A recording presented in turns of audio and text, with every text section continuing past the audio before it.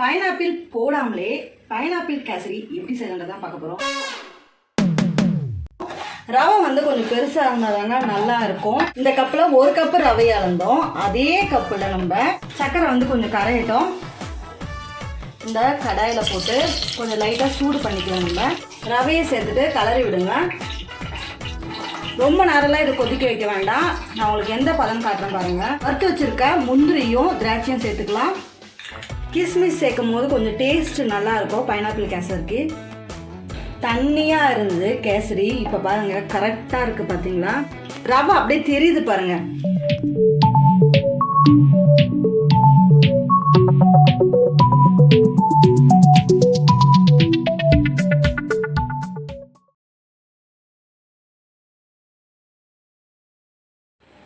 Hi friends, welcome to cook with கலை.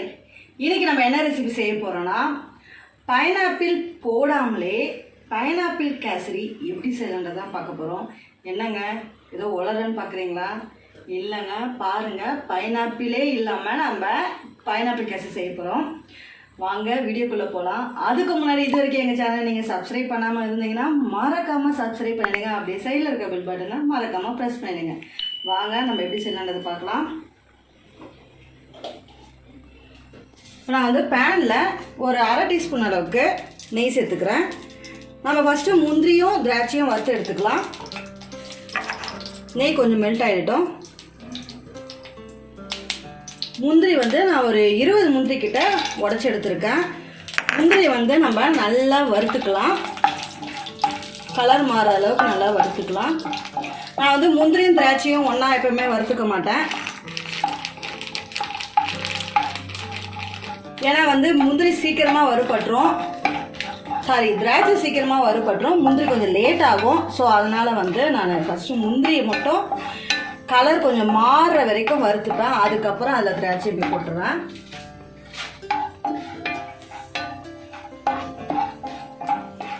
முந்திரி பாருங்கள் கொஞ்சம் கலர் மாறுதில்ல. இந்த நேரத்தில் இப்போ நான் வந்து திராட்சை சேர்த்துக்கிறேன். ஏன்னா வந்து திராட்சை வந்து சீக்கிரமாக வந்து கலர் மாறிடும். அதனால் வந்து நம்ம முந்திரி நல்லா வறுத்த பிறகு நம்ம திராட்சை சேர்த்துக்கிறோம். இல்லைனா திராட்சை கலர் வந்து உடனே கருப்பாயிடும். ஆனால் முந்திரி வந்து பொரியாமல் வந்துடும். ஸோ ஓகே, இப்போ ரெடி ஆகிடுச்சு. இதை நான் வந்து பிளேட்டில் மாற்றிக்கிறேன்.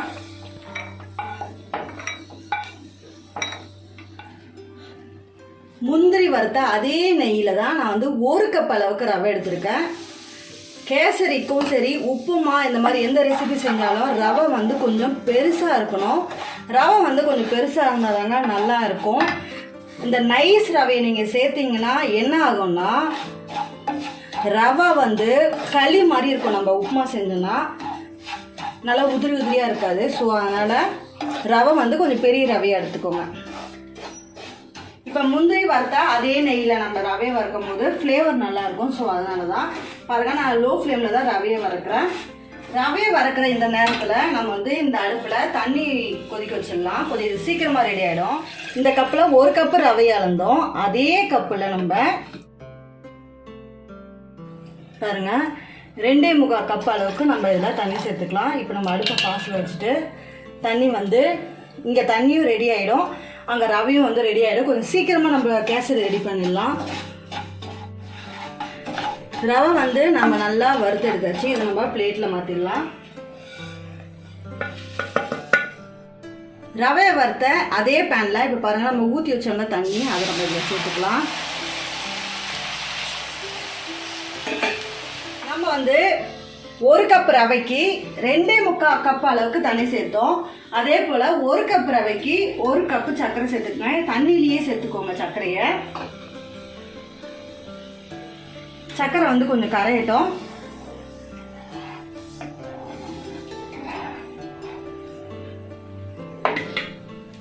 இப்போ இந்த சர்க்கரை பாகுலேயே நான் வந்து எல்லோ கலர் கேசரி பவுடர் சேர்த்துக்கிறேன்.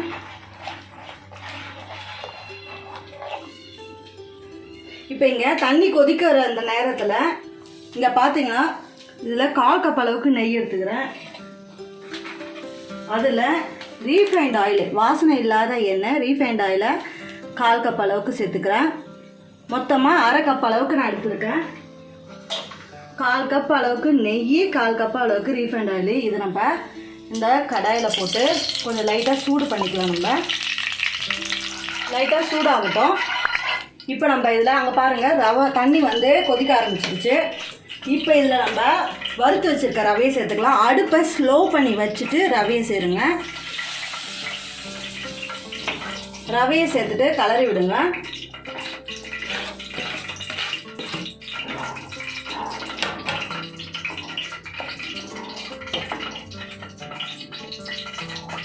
பாருங்க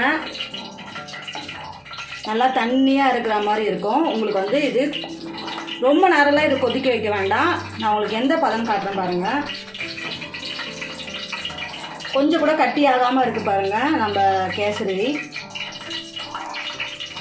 இப்போ வந்து இங்கே நம்ம ஆயிலும் எண்ணெயும் போட்டோம்னா அது சூடாகிடுச்சு. நல்லா கரைஞ்சிடுச்சு நெய். இப்போ அந்த நெய்யும் ஆயிலையும் நம்ம இதில் ஆட் பண்ணிக்கலாம்.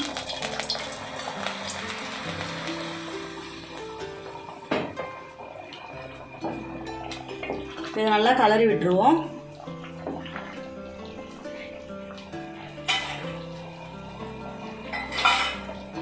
இப்போ இதில் 5 ஏலக்காவை நான் தட்டி எடுத்துருக்கேன். அதை சேர்த்துக்கிறேன். ஏலக்காவை 1 ஸ்பூன் அளவுக்கு பைனாப்பிள் எசன்ஸ் ஆட் பண்ணிக்கிறாங்க. இந்த பைனாப்பிள் எசன்ஸ் தான் நல்ல ஒரு ஃப்ளேவர் கிடைக்கும்.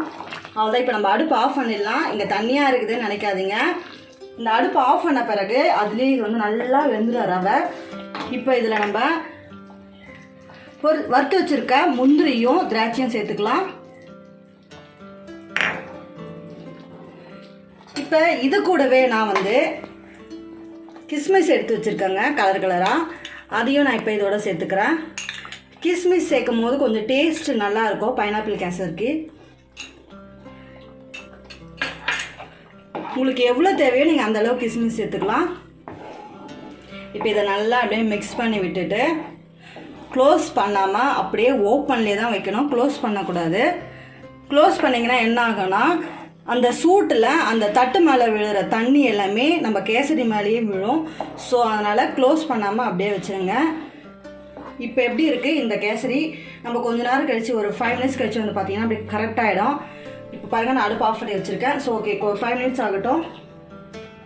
5 மினிட்ஸ் கிட்ட ஆகிடுச்சு. பாருங்கள் நம்மளுக்கு எவ்வளோ நம்ம தண்ணியாக இருந்தது கேசரி. இப்போ பாருங்கள் கரெக்டாக இருக்குது பார்த்தீங்களா?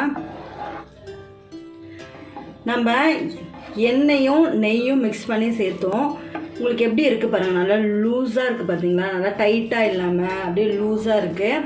இது வந்து நீங்கள் ரொம்ப நேரம் ஆனாலும் கட்டியே போகாதுங்க. அவ்வளோ சூப்பராக இருக்கும். எவ்வளோ பார்க்கவே எப்படி இருக்குது பாருங்கள். ரவை பார்த்தீங்களா? நம்ம உடனே ஆஃப் பண்ணோம்.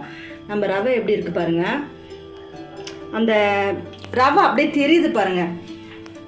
இல்லைனா ரொம்ப நம்ம கொதிக்க வச்சோன்னா ரவை என்னன்னா குழஞ்ச மாதிரி ஆகிடும். ஸோ செம்மையாக இருக்குது. நான் உங்களுக்கு வந்து ஒரு பவுலில் ட்ரான்ஸ்ஃபர் பண்ணிவிட்டு எப்படி இருக்குன்னு நான் உங்களுக்கு டேஸ்ட் பண்ணி சொல்கிறேன். நம்ம சாப்பிட்டு பார்க்கலாமா எப்படி இருக்குன்னு? பாருங்கள் எவ்வளோ அழகாக சூப்பராக வருது. அப்படியே அந்த கல் மாதிரி ஹார்டாக இல்லாமல் எவ்வளோ சூப்பராக சாஃப்டாக இருக்குதுங்க.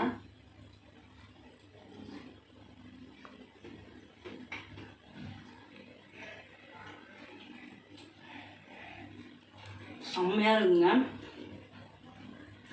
நம்ம அந்த முந்திரி அப்புறம் அந்த கிஸ்மிஸ் எல்லாமே வந்து சூப்பராக இருக்குது. டேஸ்ட்டு செம்மையாக இருக்குது. நான் உங்களுக்கு ஸ்டார்டிங்கே சொன்னேன் பைனாப்பிளே இல்லாமல் நான் பைனாப்பிள் கேசரி செய்ய போகிறேன்னு. அது வேறு ஒன்றும் இல்லைங்க. பைனாப்பிள் எசன்ஸ் நம்ம ஆட் பண்ணுறோம்ல, அந்த பைனாப்பிள் எசன்ஸில் தான் அந்த ஃப்ளேவரே நல்லா கிடைக்குது. அவ்வளோ சூப்பராக இருக்குது. நீங்கள் எந்த ஒரு பைனாப்பிளும் போடாமல் ஈஸியாக கேசரி எப்படி செய்யலான்னு தான் உங்களுக்கு நான் காட்டியிருக்கேன். கண்டிப்பாக இந்த ரெசிபி நீங்கள் ட்ரை பண்ணி பாருங்கள். ட்ரை பண்ணி பார்த்துட்டு அதை பற்றி எங்களுக்கு கமெண்ட்டில் நீங்கள் உங்களுடைய சஜஷனை சொல்லுங்கள். உங்களுக்கு இந்த வீடியோ பிடிச்சதுன்னா இந்த வீடியோவை லைக் பண்ணுங்கள், ஷேர் பண்ணுங்கள், கமெண்ட் பண்ணுங்கள், சப்ஸ்கிரைப் பண்ணுங்கள். அப்படியே சைடில் இருக்க பெல் பட்டனை மறக்காமல் ப்ரெஸ் பண்ணிடுங்க. Thank you so much friends. Gulab jamun தாங்க செய்ய போகிறோம்.